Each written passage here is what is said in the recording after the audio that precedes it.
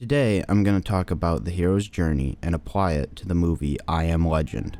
The movie takes a good bit introducing us into the ordinary world, showing the everyday life of a high-ranking military officer and scientist, Robert Neville, as he is driving around a barren and nature-filled New York City after the destruction of the population due to an outbreak from a supposed cure to cancer. He is the only man remaining. He attempts to find a cure, at the same time as searching for supplies and hunting down infected Darkseekers to perform human testing on. With his faithful dog Sam for company, he continues to try to find the solution. This leads into the call to adventure, as Sam chases a deer they were hunting into an unmarked building that may contain Darkseekers. The refusal of the call and the mentor are skipped in this situation, and we move directly into crossing the threshold, as we see Robert save Sam and set a trap, capturing a Darkseeker and bringing her back to his lab to perform tests on her. After this, Robert and Sam take some much-deserved rest in the test, allies, and enemies phase, as we see Robert get along with Sam and even take a trip to the movie rental store where he socializes with the display mannequins.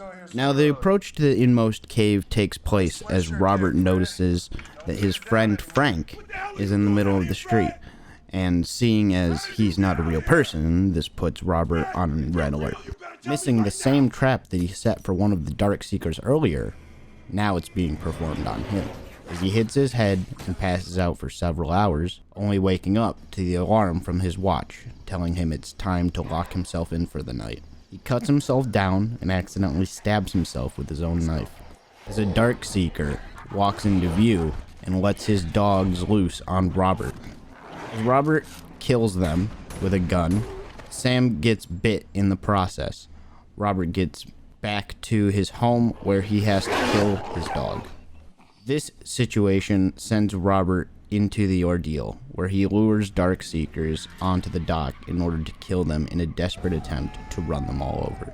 Just as the Darkseekers are about to kill Neville, a blinding light saves his life, as a mother and son, Anna and Ethan, bring him into their car and take him back to his place. This leads into the rewards and consequences, as he is rewarded for his actions by having company and having people around. Ethan and Anna take care of him. They fix his wounds. They make him breakfast. But the consequences are that the Darkseekers followed him home, and they track him down, and at nightfall they come for him and they attack. This ends up leading us to the road back, as Neville is protecting Ethan and Anna by sealing them in his laboratory basement, in which he realizes that the female Darkseeker that he captured has been cured, and he takes her blood sample and gives it to Ethan and Anna and sticks them in a bomb shelter. This then leading to the resurrection, as he proceeds to take the grenade that he has hidden in the laboratory and blows up all of the Darkseekers in order to make sure that Ethan and Anna can escape and give the antidote to the colony in Virginia. After which we see the return with the elixir through Anna and Ethan as they get to the colony and hand over the serum to more scientific individuals. Now, in terms of archetypes, there's not many archetypes in this movie because there's not many characters in this movie. But there are a few that stand out very specifically. The innocent would obviously be Sam.